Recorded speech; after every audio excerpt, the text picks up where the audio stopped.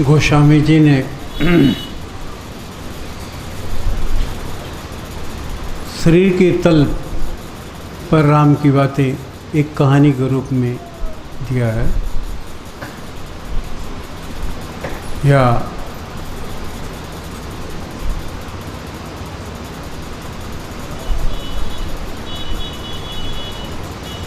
उसमें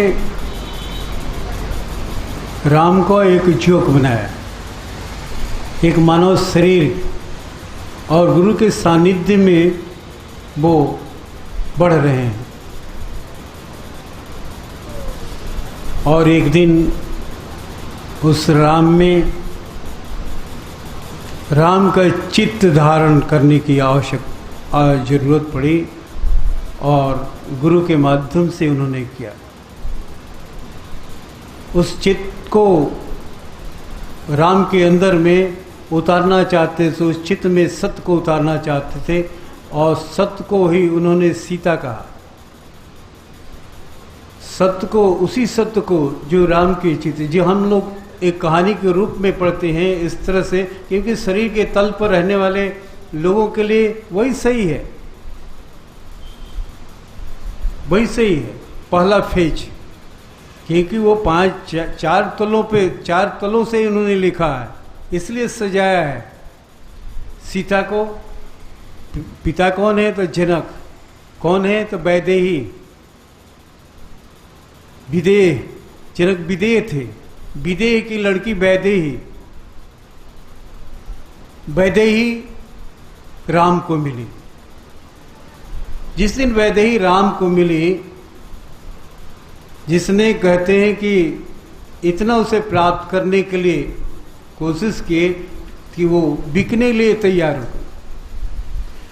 वैदेही का मतलब होता है वैदेही, जो देह को अपने वै कर दिया है, बेच दिया है, वही विदेह हो सकता है जो अपने देह को बेच दे।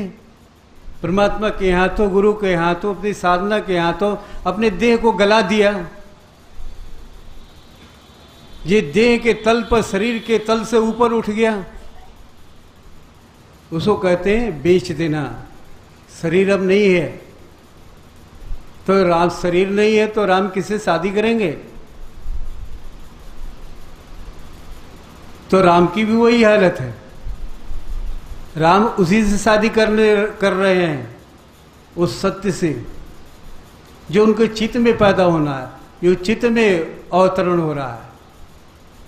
शादी करने का मतलब राम के अंदर, उनके चित्त में वैदेही का उतरना, सत्य का उतरना, सत्य का उतरना, तम और रज का गौण हो जाना, यही शादी है।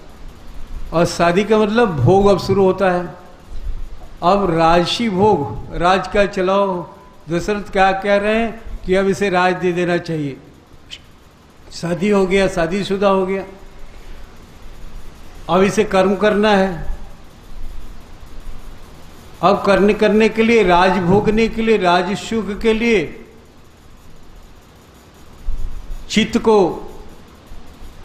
चित्त में सत्य की जरूरत है, क्योंकि उसी से आनंद प्राप्त होता है, आनंद प्राप्त होता है। लेकिन कैकेयी ने भोगने नहीं दिया। कैकेयी कौन थी? तो दशरथ की रजोगुणी वृत्ति थी। रजोगुणी वृत्ति वो नहीं चाहती है कि ये हमारा बेटा को कोई नुकसान हो। जो सत्य उतरा वो सत्य से ऊपर जाए, क्योंकि वो सत्य में भी आती है थोड़ी देर के लिए और थोड़े तम में जाती है वो। क्योंकि ये तीनों रानियां दशरथ की जो थी वो तम, रज और सत, ये तीन रानियां ही थी। ऐसा नहीं कि उनकी ऐसी इस तरह से वो बनाया गया, जो कहानी बनाया गया हमारे जीवन में उतारने के लिए, वैसे सभी लोगों को शिक्षा देने के। जो शरीर के तल पर जी रहे हैं वो कैसे समझेंगे उस फाइन चीज को? ऊपर वाले लोग तो समझ जाएंगे, ऊपर के तल में रहने वाले, जो मन के तल पे रह रहे हैं, जो हृदय के तल पे रह रहे हैं, वो हृदय की बात अगर कर दी जाए तो नीचे के तल पर समझ नहीं पाएंगे। इसीलिए न कहते उपनिषद का क्या कहना है कि हम एक तल पर, गुरु और शिष्य दोनों दो तल पर हैं।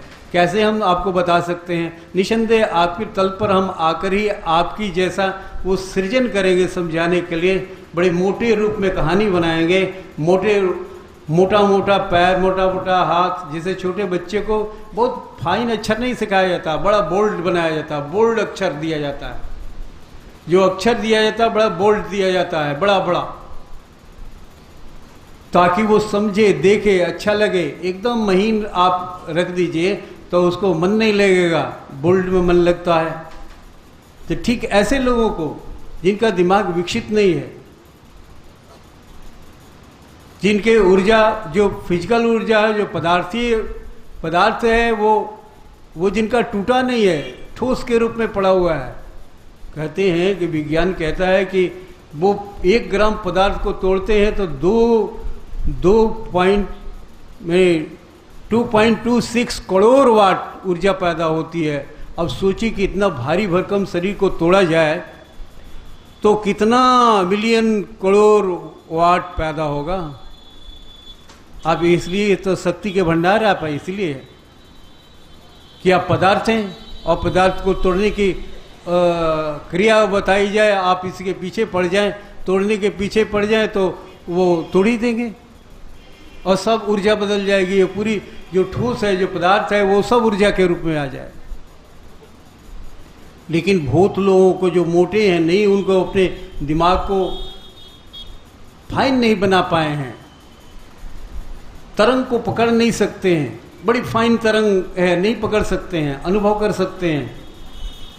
भूख की तरंग, भूख लगता ही है तो तरंग पैदा होता है ना, तब अनुभव होता है, तो हम खाने के लिए दौड़ते हैं। ठीक वैसे ही भूख लगती है तो एक दर्द होता है, बेचैनी बढ़ती है, इसलिए दौड़ते हैं। लेकिन इसके लिए कोई बेचैनी नहीं है, इसके लिए बेचैनी नहीं, क्योंकि हमारा तम ही भोग हो गया, रज ही भोग गया है, और उस भोग करके पागल हैं। सभी लोग दुखी हैं।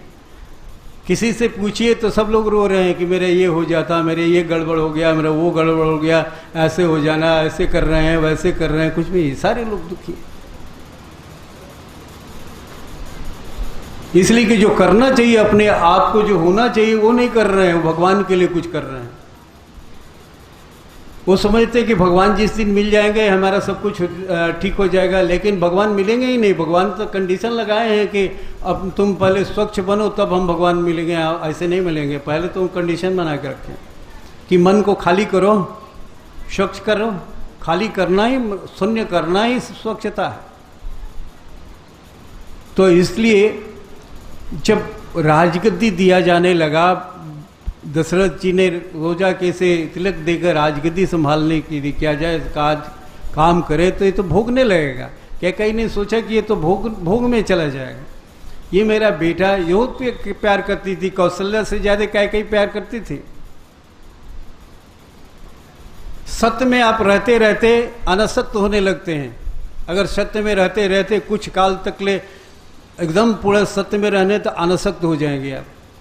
लेकिन रज में रहने से, तम रहने से, रज में रहने से असल अनासक्त नहीं होते हैं। इधर सत्य का भी आनंद मिलता है, उधर भी तन का संसार भी है, और इधर परमार्थ के लिए भी आए। ऐसा जो अनुभव, जो दोनों का अनुभव हो, वही केकई है, वही केकई है। और वो केकई नहीं चाहती कि जिससे हम इतना प्यार करते हैं वो किसी बंधन में रहे, सत्य के बंधन में रहे। ये राजगद्दी दे दी जाएगी तो ये अपना सत्य का भोग भोगेगा। राजगद्दी से सत्य नहीं, मतलब कि सत्य का राजगद्दी, सत्य का राजगद्दी, वो राज तो कल्पना से परे है। सत्य का राजगद्दी अगर भोगने लगेगा तो बात बिगड़ जाएगी। ये अंतिम लक्ष्य है। राम जो है, राम जैसा बन के रह जाएगा, राम नहीं बन पाएगा। मुझे राम बनाना है इसे, इसलिए इसे वनवास करो। वनवास की बात करती है कि वनवास कर दो इसको। दशरथ जी कहते हैं कि नहीं, वनवास न करो, भले राजगद्दी न दो लेकिन वनवास न करो। तो वनवास नहीं करेंगे तो राजगद्दी ठीक है, राजगद्दी नहीं करे, लेकिन वनवास नहीं करेंगे तो ये सीता को त्यागेगा कैसे?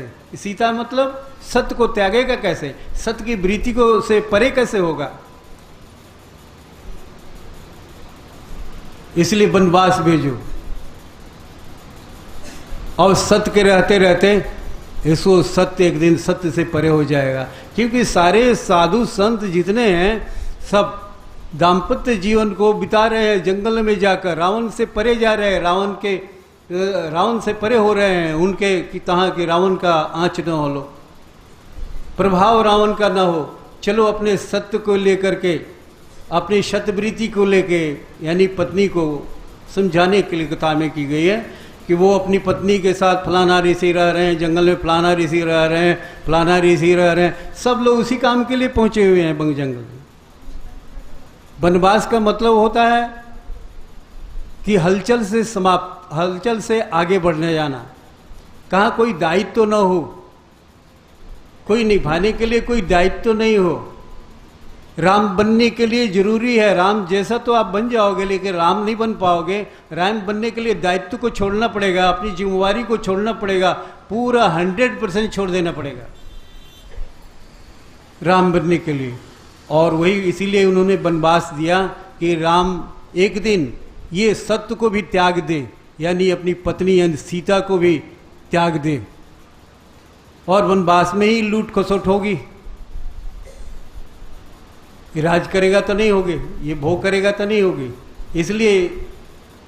इसलिए अगर भरत को राजगद्दी ही देना था तो ठीक है, राजगद्दी दे दो, और राम को मत राजगद्दी, और राज में तो रहने दो कम से कम।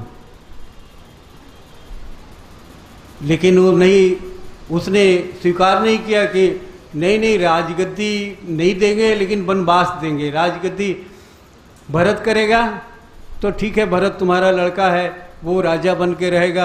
अब तो भाई इस लड़के से काहे सौतलीपन कर रही हो,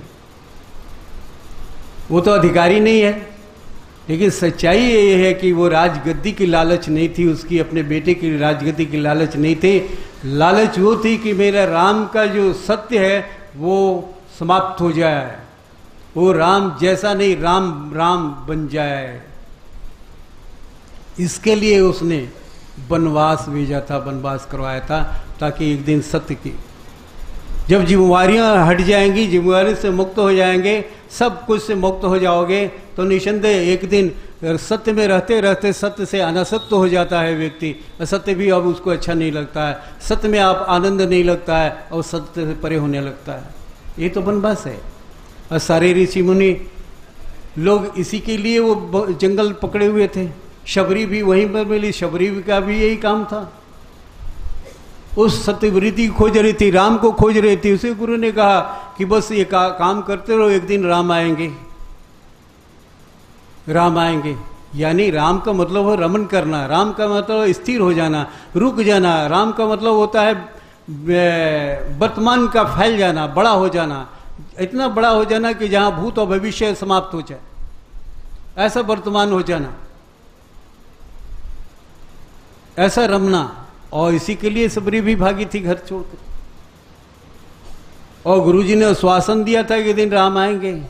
कहाँ आएंगे? तुम्हारे चित्त में आएंगे, चित्त में आएंगे। लेकिन उन लोगों के लिए जो शरीर के तल पर जी रहे हैं, उनको भी तो समझाना है। मैं उनके लिए भी तो ये कहानी हमने बनाया है, फिल्माया है। फिल्म तो इस तरह से बनाया है उन्होंने कि हर श्रोता, हर दृष्टा अपने अनुसार, हर ऑडियंस अपने अनुसार उसे ले रहा है, उसको खुराक मिल रहा है, खुराक मिल रहा है। शरीर वाले शरीर तल पर ही वो पड़े हुए हैं, रुके हुए हैं। लेकिन जब गुरु है तो कोई डर नहीं है, वो वहाँ से हटाना चाहेगा, हटाएगा। क्योंकि सबको ऊपर उठा देना, सबको इसको सूक्ष्म कर देना, शक्तिशाली बना देना सबके बस की चीज़ नहीं है। बहुत सारे भोगों के चलते भी हम नहीं सुन सकते हैं, नहीं सोच सकते हैं, नहीं कर सकते हैं। उनको कैसे समझाइएगा? वो कुछ नहीं सुनना चाहते। तो उनके लिए एक कहानी बना दो, कम से कम ये सुनेंगे। कहानी में बड़ा रोचकता होती है, बड़ा तृप्ति होती है, बड़ा कल्पना बढ़ता है, कल्पना शक्ति उसके अंदर में बढ़ती है। फिर ये कल्पना शक्ति बढ़ती है, तब हम भगवान के विषय में ही कल्पना करने लगते हैं और कल्पना करके आगे बढ़ने लगते हैं। तो इस तरह से वनवास में जब राम गए, यानी किसी जंगल में नहीं, जंगल से मुक्ति माने उस एकांत में गए, वो सन्नाटा में गए, वो जिम्मेवारी से हट के जब उन्होंने ये काम किया तो रजो सतों में रहते रहते रहते एक दिन सत से ऊपर हो गए, यानी सीता चोरी चली गई, सीता चोरी चली गई। और सबकी सीता ऐसे ही चोरी होती है, उन्हें समर्थ की सीता कोई चुरा ले? जिस भगवान की हम पूजा करते हैं, मानते हो, उसकी सीता अगर चोरी चली जाती है, रावण चुरा लेता है, तो तुमको भाव उठेगा? नहीं उठेगा। फिर क्यों ऐसा कहानी बनाया गया? आपने कभी विचार किया है? नहीं विचार किए, नहीं किए, इसलिए कि ज्ञान के तल पर आप जिए नहीं हैं, आप पांच तत्वों के माध्यम से चले ही नहीं है। जो शिक्षा भगवान कृष्ण दे रहे हैं कि पांच तत्व, अपने तत्वों के माध्यम से जो मुझ ब्रह्म को जानता है, मुझ सत्य को, यानी कृष्ण के सत्य को इन पांच तत्वों के माध्यम से जानता है, वही कृष्ण है, वही मैं हूँ। वो मेरा भक्त नहीं, वो भगवान है, वो वासुदेव है, वो मुझ में और उसमें कोई अंतर नहीं है। तो हम तो पृथ्वी तत्व पे लटके हुए हैं, सारा जीवन पृथ्वी तत्व में लटके हुए हैं, और पृथ्वी तत्व मतलब कि शरीर के तल पर ही जी रहे हैं। शरीर से आगे भी है, मन का तल है, विचारों का तल है, अभी भाव का तल है, हृदय का तल है। हृदय से भी हमें उठना है, हृदय के तल पर ही राम को सीता मिली थी। हृदय के तल पर जब जाते हैं तो हम सत्यवृत्ति से हमारी विवाह होता है। सत्यवृत्ति बड़ी सुखद आनंद देती है, ये सत्यवृत्ति, ये पत्नी बन करके उस जीव को, उस जीवात्मा को बहुत आनंद देती है। जी नहीं चाहता है कि हम और इससे हट के जाएं। तो गोस्वामी जी कहते हैं, इस अवस्था को कहते हैं, उन्होंने गोस्वामी जी ने बड़ा अच्छा रूप से व्यक्त किया है।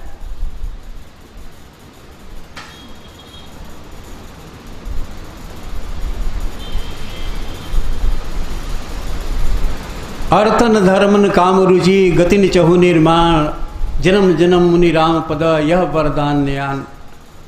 ये कहते हैं अगर इस आनंद से, जो चित्त में आनंद, जो सत्य का आनंद मिल रहा है, अगर इससे ऊपर अगर मुक्ति है, इससे ऊपर धर्म है, इससे ऊपर अर्थ है, इससे ऊपर कुछ भी है, तो मुझे नहीं चाहिए। अर्थ न धर्म, अगर धर्म इससे ऊपर है, अर्थ इससे ऊपर है, अर्थ न धर्म न काम रुचि, कोई कामना इससे ऊपर है, कोई मोक्ष इससे ऊपर है, तो हमें नहीं चाहिए। जन्म जन्म मुनि राम पद यह वरदान, हमें ये भक्ति चाहिए। जब भी हम जन्म ले तो हमें ये चित्त की भक्ति चाहिए, सत्य का आनंद चाहिए। यहीं पर हम आकर्षित हो जाते हैं, यहाँ से हटना नहीं चाहते हैं। लेकिन जो समर्थ है वही हटाता है, उसको नहीं हटना चाहते। ठीक वैसे ही क्या कहीं नहीं चाहती थी कि ये इसी में लिप्त हो जाए, मेरा बेटा इसी में लिप्त हो जाए, उसे आगे जाना है, आगे जाना है, राम बनना है, मैं राम देखना चाहूँ, राम जैसा नहीं, राम बनना है। इसलिए उन्होंने वनवास किया, वो वनवास, और वहाँ सीता हरण हो गया। कौन चुराया? तो हम कहते हैं रावण चुराया। अरे भाई, विरोधी कौन होगा? तो राक्षस देव दानव ही होगा। तो हम बाहरी कहानी में पढ़ लेते हैं कि दानव ही ऐसा होगा, लेकिन सत्य यही है कि वो सत्य गल जाता है। जैसे मैं गला, जैसे मन गला, तो सब कुछ गल गया, मेल्ट हो गया। जो व्यक्ति अपने कोर्स की किताब को सही ढंग से पढ़े, उसे कोई गीता रामायण की जरूरत नहीं है, कोई बाइबल की जरूरत नहीं है, कोई कुरान की जरूरत नहीं है, केवल कोर्स की किताब केवल पढ़े। सारी कोर्स की किताब में है किस तरह से तुम धातुओं से बने हो, कैसे मिनरल से बने हो, और किस तरह से वो मेल्ट होती है, साधना की किस स्थिति में कौन सा मिनरल्स मेल्ट हो जाता है, मेल्ट हो जाने से हमारे अंदर में सन शक्ति कैसे बढ़ती है, ज्ञान कैसे बढ़ता है, हमारी प्रकृति कैसे चेंज हो जाती है। टीना से लेकर के हम सोना बन जाते हैं, सोना से हीरा बन जाते हैं, इतना कीमती चीज बन जाते हैं हम, और अभी तो टीना बने हुए हैं। किसी ने कहा अब बस जल गए, गर्म हो गए और गर्म होकर जलने लगे। टीना में थोड़ी सी आंच लगती है, बहुत गर्म हो जाता है। तो टीन भी हमारे अंदर भी है, वो मेटे जो धातु है, ये टीन भी हमारे अंदर में है, लोहा भी हमारे अंदर में है, कॉपर भी हमारे अंदर में है, सब धातुएं हमारे अंदर में है। लेकिन हमने क्या धारण करके रखा है कि आज कमजोर बने हैं। तो अपने कोर्स की किताब केवल पढ़ें या साधना करें तो किसी रामायण गीता को पढ़ने की जरूरत नहीं, कोई कुरान या बाइबल की जरूरत नहीं है, किसी की जरूरत नहीं है। केमिस्ट्री पढ़ते हैं, केमिकल चेंज और मैजिक और वो भौतिक चेंज दिया गया है, फिजिकल एंड केमिकल चेंज, जो कुछ परिवर्तन हो जाता है। हम सभा में बैठते हैं, बड़ा परिवर्तन आता है, एक फिजिकल चेंज हुआ, लेकिन सभा से जैसे गए वैसे केमिकल चेंज हो जाता है। दूध एक बार दही बन गई तो दही से फिर दूध नहीं बनेगी ना। लेकिन हमारे चित्र में ऐसा क्यों दिखता है? साधु हो गए, सन्यासी हो गए, हम बहुत महान हो गए, और फिर हमारे अंदर में ये परिवर्तन क्यों दिखता है? क्यों नहीं केमिकल चेंज होता है? कहाँ हम भूल कर रहे हैं कि केमिकल चेंज नहीं होता, रासायनिक परिवर्तन नहीं होता। रासायनिक परिवर्तन हो जाने के बाद चीज वापस नहीं आती है। एक बार बन गई तो बन गई, मक्खन बन गया तो फिर दही नहीं बनेगा, घी बन गया तो घी से फिर दही नहीं बनेगा, मक्खन नहीं बनेगा, क्योंकि वो और श्रेष्ठ बनते चला जा रहा है, और श्रेष्ठ बनते चला जा रहा है। जो गुण दूध में है वो दूध अब घी में नहीं है। घी में बहुत बड़ी ललकार है, दूध में ललकार नहीं है, दूध ही से बना है घी। ठीक इस तरह से साधना और आपकी कोर्स की किताब केवल पढ़ें। इसीलिए गुरुजी हमारे कहते थे कि थौरो पढ़ो, थौरो। ज्ञान के लिए थौरो की जरूरत है, छोटे क्लासों में थौरो। इसीलिए कहते हैं कि matric by labour, IA by chance, BA by lecture, MA by dance, ये पढ़ाई का स्तर वो कहते थे। इस तरह से पढ़ना है, क्योंकि तुम्हारे चरित्र को सुधारना है, और चरित्र के लिए ज्ञान की जरूरत है। और ज्ञान वो ज्ञान नहीं जो शास्त्रों से आता है, किताबों से आता है। ज्ञान 3 तरह का होता है। एक आगम ज्ञान जो शास्त्र से पढ़ते हैं, किताबों से पढ़ते हैं, और लोगों से सुनते हैं, अपने गुरुओं से सुनते हैं, संतों से सुनते हैं, या अपने टीचरों से सुनते हैं। ये बड़ा निकृष्ट ज्ञान है, छोटा ज्ञान है, और यही अधिकतर दिखता है हमारे अंदर। लड़ाई इसी ज्ञान के लेकर होती है। एगो चौपाई बोल दीजिए और थोड़ा सा भूल हो गया, आपने गलत बोल दिया, इसका माने बताओ, तो माने आता ही नहीं। चौपाई बोलने आता है, फुल स्टॉप कॉमा याद है। अब यही उनका झगड़ा है, उसके सार्प नहीं। गिलास से दूध दे रहे हैं कि आप शरबत दे रहे हैं या आप पानी दे रहे हैं, इससे कोई मतलब नहीं है। गिलास को पकड़ लिए, आपने इसी गिलास से दिया था, हाँ गिलास से दिया था, तो जो चीज में दिया था उसका टेस्ट करो ना। विवाद यही है और यही लड़ाई है। अनुमान ज्ञान होता है जो हम उसके अनुसार करते हैं, और जब उसके अनुसार करते हैं वैसा होने लगता है, हमारे अंदर में एक महसूस होता है, फीलिंग महसूस होता है, तो हमारा मन बढ़ता है, श्रद्धा बढ़ती है, विश्वास बढ़ता है कि वैसे ही हो रहा है जैसा हमने सुना था, जैसा हमने पढ़ा था, जैसा हमने आदेश मिला था। और वही अनुमान ज्ञान एक दिन प्रमाण ज्ञान में पहुंच जाता। यही अंतिम है प्रमाण ज्ञान, जो हम इसको कहते हैं रासायनिक परिवर्तन। अब ये फिर लौट नहीं सकता है, पीछे नहीं, बैक नहीं हो सकता है। सारी चीजें हमारे अंदर में है, सभी कोर्स की सारी चीजें अंदर में है, लेकिन हम उसको छोड़ करके हम धर्म को पढ़ते हैं। धर्म पढ़ ही नहीं सकते हो, तो उसका अर्थ ही नहीं समझते हो। 5 चीज़ों के लिए बना है, 4 चीज़ों के बना है। इसीलिए नहीं समझता और जिद करते रहते धर्म की। आपने धर्म के खिलाफ बोल दिया, वो नहीं समझेगी कि वो धर्म कहाँ से पैदा होता है। धर्म का मतलब है धारण करना। क्या धारण करना? तो स्वभाव धारण करना। कैसा स्वभाव? तो पानी का स्वभाव क्या है? तो शीतलता। शीतलता। और पानी अपने शीतलता को धारण किया, गर्म पानी खौलते हुए पानी को अग्नि में डाल दो, वो अग्नि को बुता देगी। खौलता हुआ पानी, गर्म पानी, क्योंकि उसका धर्म शीतलता उसके अंदर में है, धारण किए हुए है। इस सत्य को धारण करना क्यों कहते हैं धर्म। सत्य का धर्म धारण किया। यह हर चीज का अपना अपना धर्म है, लेकिन धारण करना होता है। बगैर धारण करनी बात नहीं बनी। बीड़ी केवल डालने से खेती नहीं करोगे, और केवल बीड़ी डालोगे तो उन मूर्तियों में बीड़ी रह जाएगी और संकीर्ण होकर बस उतना ही तुम्हारी फसल तैयार होगी, आगे विकास नहीं हो पाएगा। माँ के गर्भ में शिशु पलता है, वो धारण करती हैं। अगर उनको शिशु को उनको 9 महीना के अलावा छोड़ दिया जाए कि वो बढ़ ही रहा है तो नहीं बढ़ेगा। अब वो नहीं बढ़ेगा, उसकी सीमा समाप्त हो गई है, उसे वहां से हटाओ और उसके गोद में डाल दो। अब गोद में वो फैलने लगेगा, बड़ा होने लगेगा, विकसित होने लगेगा। गोद में भी विकसित नहीं हो पाएगा। गोद से जब बड़ा हो जाता है तो उसको ले जाकर स्कूल में डाल दो, स्कूल में बड़ा होगा। उससे बड़ा होता है तो कॉलेज में डालो, यूनिवर्सिटी में डालो, तब देखो उसका कमाल, विकास का तो कमाल। ठीक वैसे ही आपकी बीड़ी जो है वो माँ के गर्भ में जैसे शिशु पलता है, उसको छोड़ दिया जाए तो उसका विकास नहीं हो सकता है। 9 महीना के बाद 9 महीना तक ले विकास होता है, उसकी सीमा समाप्त है। लेकिन ठीक उसी तरह से आप मूर्ति में बीड़ी अगर डाल दिए और चाहे कि भगवान को अब यहीं से सब हासिल कर दे, बड़ी खेती कर लें भगवान की, तो नहीं कर पाएंगे आप। वहां से हटना पड़ेगा। उस मूर्ति को हृदय के तल में ले आएगा। मंदिर से उठाइए, उस मूर्ति को हृदय में ले आइए और उस जड़ मूर्ति को साकार कीजिए, जीवंत कीजिए, जिंदा उसको स्वीकार कीजिए, तब इसकी खेती होगी और विशाल बनेगा। ऐसे महागुरु के दरबार में हम सब बैठे हैं जो हमें इस तरह से हमारे भ्रम को तोड़ते थे।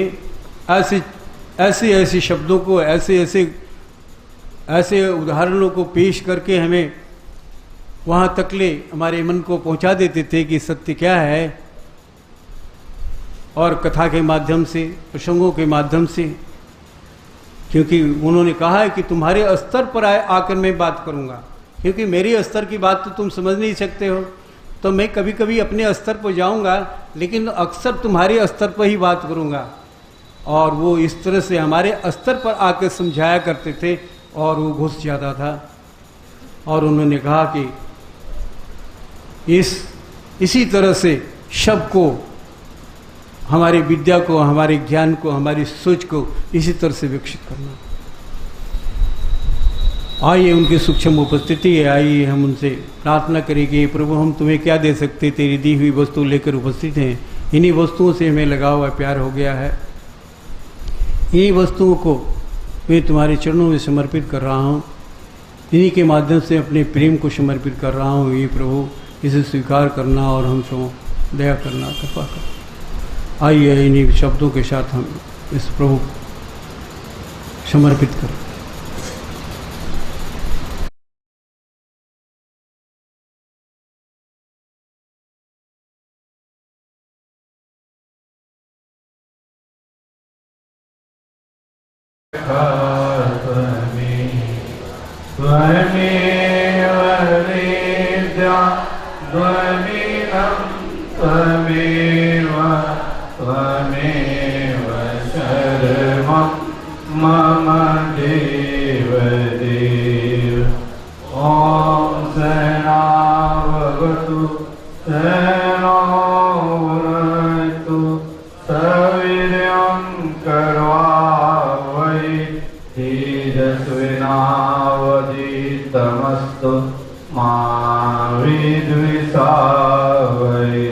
Om Shanti Shanti Shanti